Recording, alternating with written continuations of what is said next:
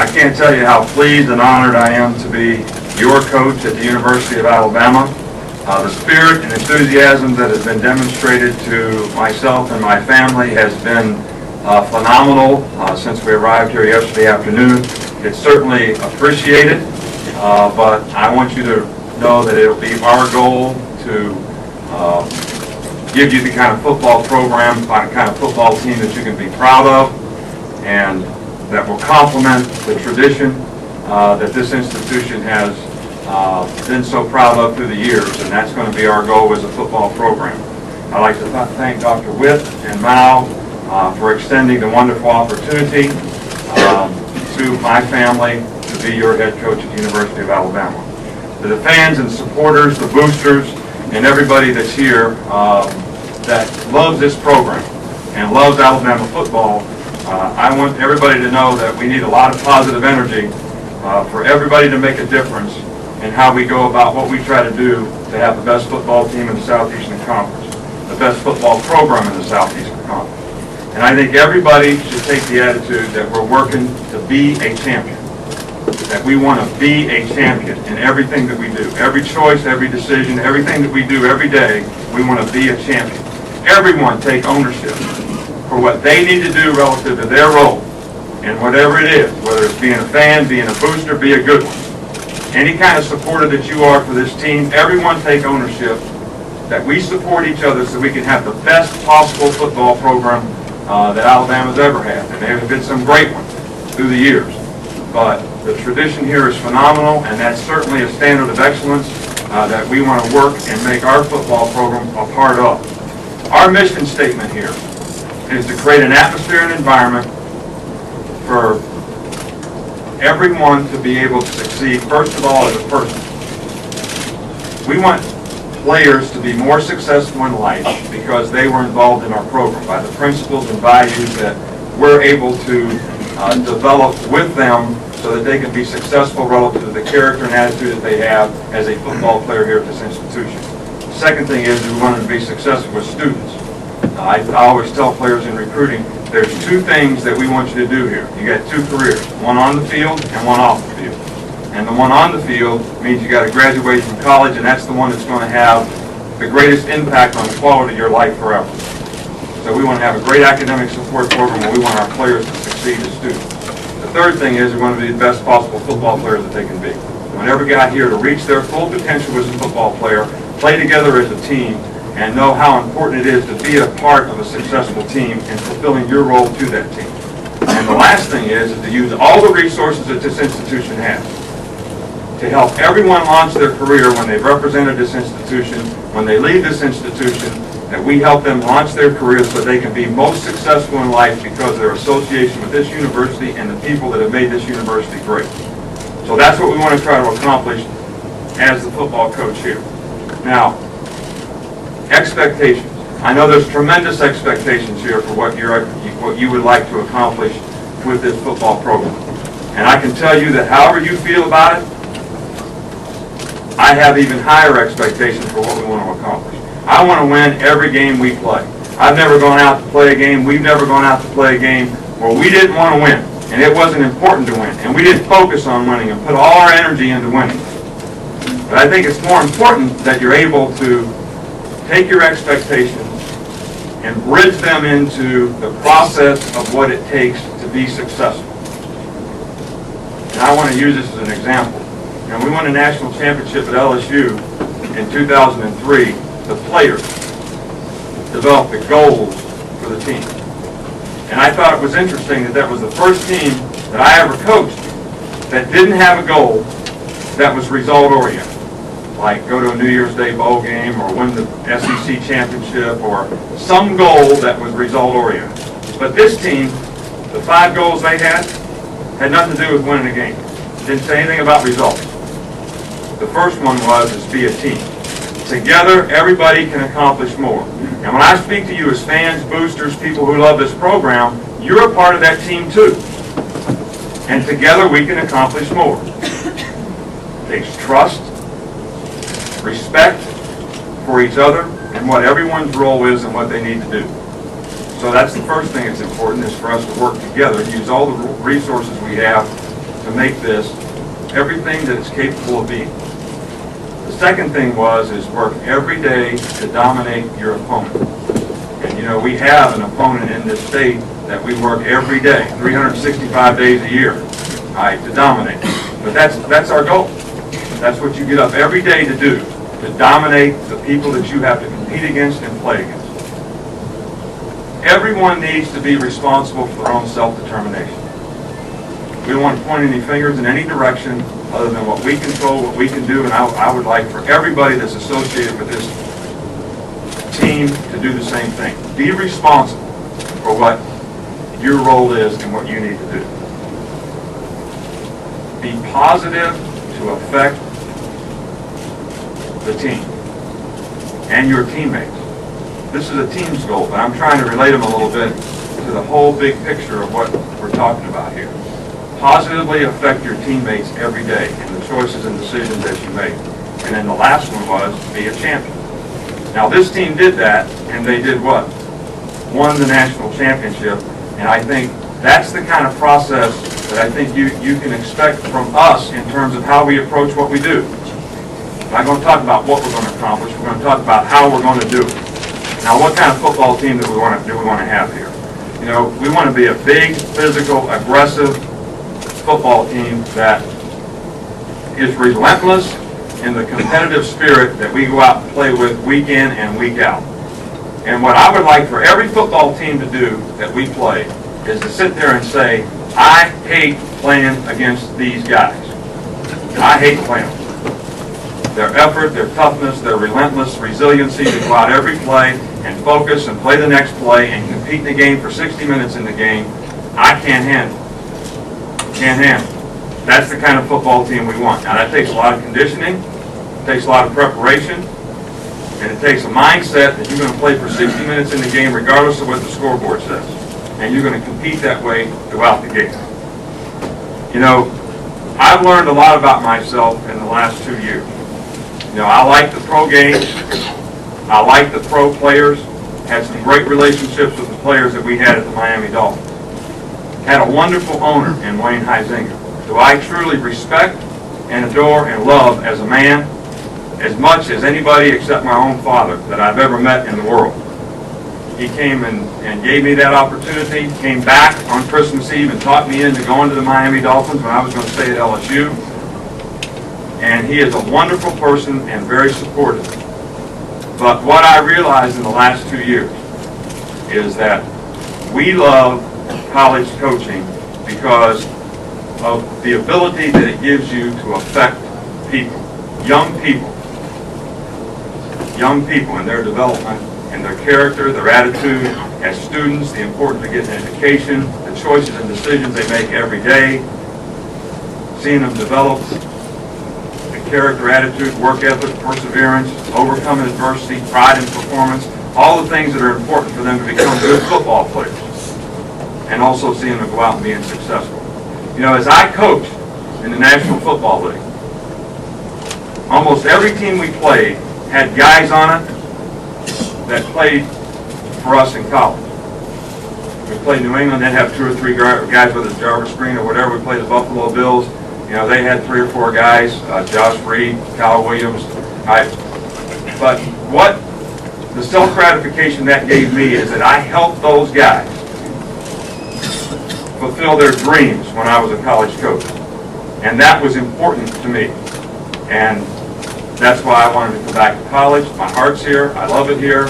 I like to affect people, and that's why we're here. And this obviously is one of the best places in the country to have an opportunity to do that. Obviously, what we want to do right now is, first thing we need to do is hire good staff. I think having good people is the most important thing you can do in having a successful program. There's a lot of good people here that we would like to get to know, and we will have to hire a coaching staff. We'll interview the coaching staff that's here, see if there's anybody that we would has the characteristics that we're looking for that would contribute to the kind of staff that we want to have.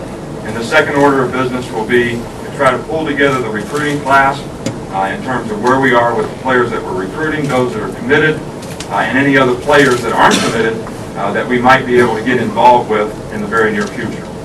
So, with that being said, any questions? Coach, you talked a little bit about how you, the way you were received yesterday at the airport and here at the football complex. Have you ever experienced anything like that before, and did that solidify that you made the right choice? Well, it certainly was, there was a lot of positive self-gratification for me to know that the people here appreciated the fact that I was going to be the coach here. You know, when I went to LSU, I was at Michigan State, nobody really knew much about me then. And there was the equipment man, Jimmy over here, and me. That's it. That's who met the plane.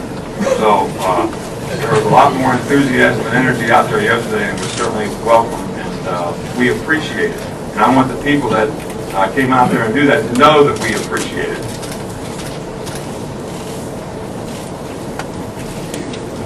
There's a lot in the back. Coach, you talked a little bit about your staff. Melissa Lee, ABC 3340 from Birmingham. You talked a little bit about your staff. A lot of rumors, even though you've been named the head coach, that rumor's done. But some of the rumors out there are that Jimbo Fisher might return and be, once again be on your staff. Will he be on your staff once again, or possibly Coach Trickett? Well, there's a lot of coaches out there that have coached with me before that we would be interested in having on our staff here. That have a track record of being successful in whatever their responsibility has been.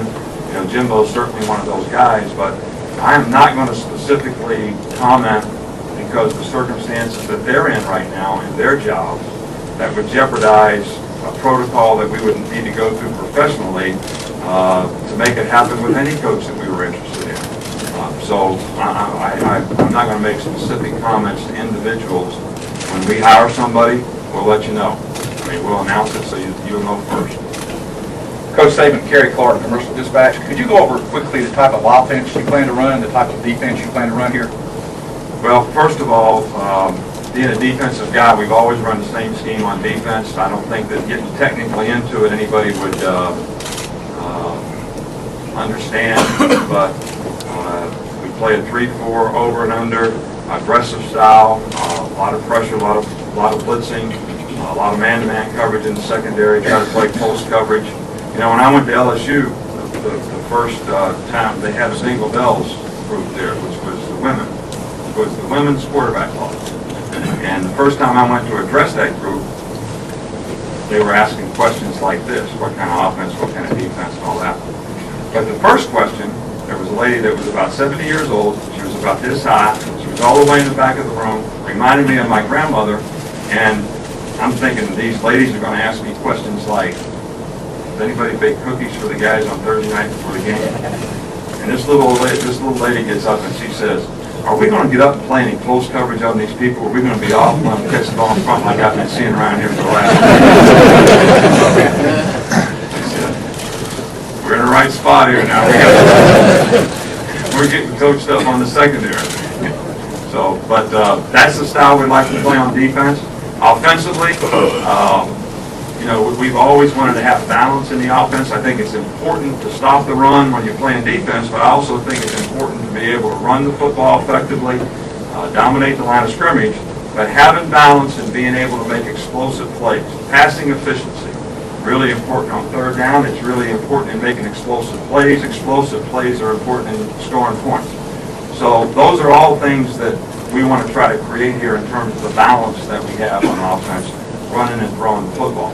I also think it's very important that you use the players that you have. You utilize the players that you have. You know, I hate to start telling stories up here, but you know, you get me wound up. But you know, when I was in high school in West Virginia, we played Masontown Valley. I was a sophomore, 15 years old, played quarterback, and we were playing at Masontown Valley. School was here, you had to walk through the graveyard, the lights were bad, you get to the field, you go play, and we're both third and fifth in the state, so whoever wins the game gets into the playoffs. In those days, only the top two teams got in. So we get behind 18-0, walk through the graveyard, go in at halftime, come out through the graveyard, we get 18-12, we got a minute 27 to go in the game, and we get the ball back. Coach Skinner doesn't call any plays. I call every play. He made Coach of the Year 8 years, and I call every play as a 15-year-old high school kid. So we get down to 4th and 12 at the 25-yard line. One timeout left, take it, And everybody in the town where I grew up was at the game. Every guy, every person. Last guy turned the lights out to go to the game. I'm saying, thank goodness Coach Keener is going to call this play, because then I won't get blamed for calling the wrong play. So I say, Coach, what do you want to run here? He says, what do you think? I said, I think you should call this one. And he says, I tell you what, he said, you got a 3-time All-State split end out there, and you got the left halfback's the fastest guy in the state. He says, I don't care what play you call, just make sure one of those two guys get the ball. So I called 26 crossbar pass. Threw it to the left halfback, faked it to him, for the close corner of the X, 25-yard touchdown, and we won the game 19-18. But after the game, he told me this. He says, it really doesn't make any difference what plays you call sometimes. It's what players you have doing it. So I remember that. So on offense, I think sometimes that's important. And I think it's important to have playmakers and skilled players who can make a difference in making explosive plays. Coach Dave Cartoonin from 7 News in Miami. In the past, you've been quoted as saying, the best way to disrespect someone is to just walk away from them. By your own definition, do you feel like you disrespected the Dolphins organization or their fans, and is there anything you'd like to say to them? Well, I think that the 2 years I was in Miami, that I affected the team in a positive way. I mean, we were a 4-12 team that was $17 million over the salary cap, and I think even though the misfortunes of this season, whether it's Ricky Williams' suspension, Dante Culpepper not being able to play because of his knee injury, Ronnie Brown getting hurt halfway through the season when he was starting to roll well, whatever those misfortunes were, we came up a little bit short in how many games that we won. But I think the team is closer to being successful now, and I think that the salary cap is in much better condition, and I think they have all the draft choices, so they're better off than they were now. My commitment to that organization, and it was premature, to not stay there. All right, but if I knew, and Wayne and I talked about this, that my heart was to go back to college, and I think everybody should understand that I wasn't going to take this job. All right, and I called Wayne on December 23rd when I went to the Miami Dolphins and said, I don't think I can do this. It's too emotional. I'm a college coach. I want to stay in college. And he came back on Christmas Eve the next morning and talked me into going. All right, and I gave my best effort for 2 years to do that. And I think the organization and the team is better for that. And it was premature for me to leave, but at the same time, if I knew that my heart was someplace else in terms of what I wanted to do, I don't think it would have been fair to the organization if I stayed. And that's what Wayne and I talked about. We communicated, and we both kind of agreed that that would be the best thing that we could do.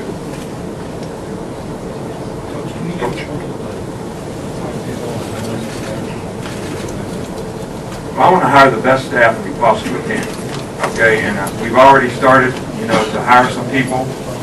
We've got some other people coming in, but I don't think hiring a staff is something that you really put a timetable on. When you're trying to get the best people, there's a process and a procedure that you have to go through, and we're not going to take shortcuts to hire somebody, because once you get married to them, they're here.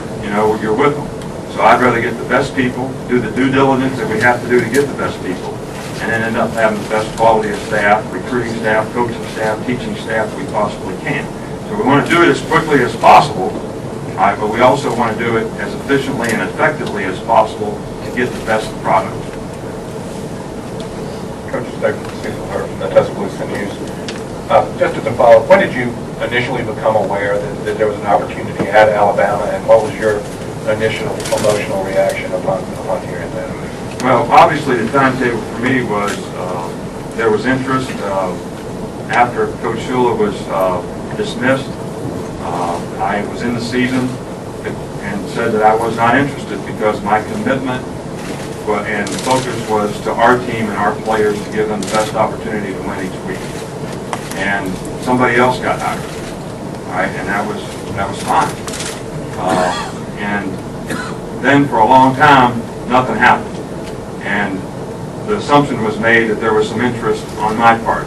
But I stayed focused to our team and what we needed to do each week to give our team the best chance to be successful. And I'm quite frankly proud that our team beat New England and played 2 really good football games against the Jets in Indianapolis, even though we came up short during that time. And that was my focus, and that was the the process that I went through. Not until after the Indianapolis game did Jimmy tell me that there was an opportunity here, that people were interested in me here specifically, right? And that the possibility of me being the coach here did exist. And not until about 6 o'clock on Monday, after the Indianapolis game, did I decide to talk to Mal, talk to him on the phone. I never had a meeting with him, just talked to him on the phone. So that's kind of the sequence of events for me. That's the timetable. Terry and I decided after talking to Mal that we would think about this. We thought about it for a day and made a decision that this is where our heart was, and this is what we wanted to do. And it's a great challenge, a great institution, and we're certainly happy to be here.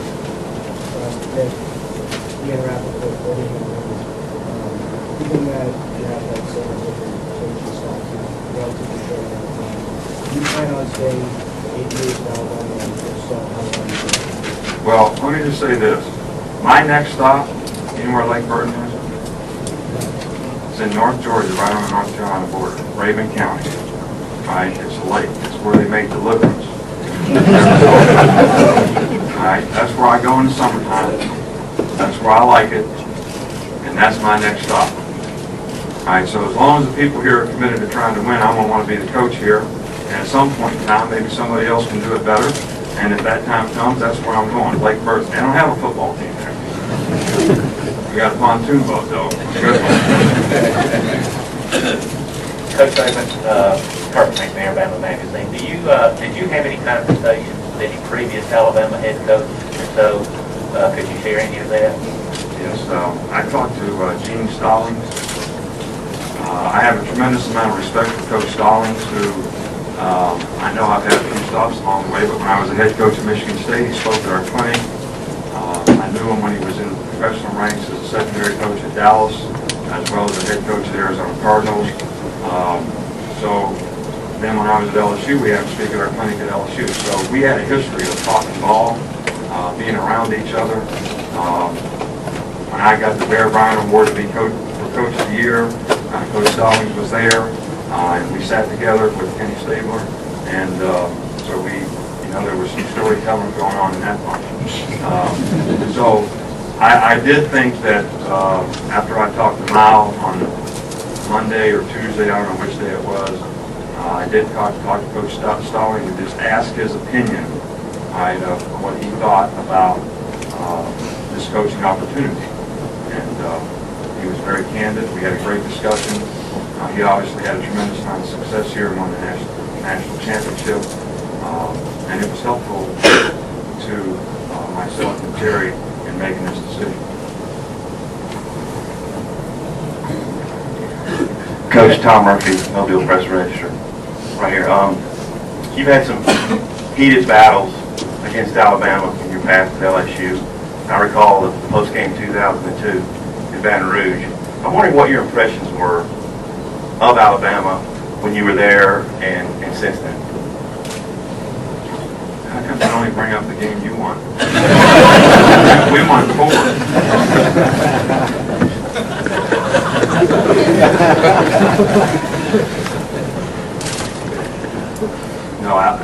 No, that was a very good football team that Alabama had that year. And, like always, it's unfortunate when things get posted that aren't true. I never said anything bad about the University of Alabama after the Kentucky game, and or anything like that, and that was the motivating factor for their team. I think they had a better team than us, and they certainly played well that day and beat us, and I think Coach Fran is an outstanding coach. He did a very good job here to win 10 games with that team. But it's unfortunate that things that are rumor and innuendo and maybe aren't true, once they get out, you can't control them, even if they aren't true, and it affects people's relationship. I think that's unfortunate.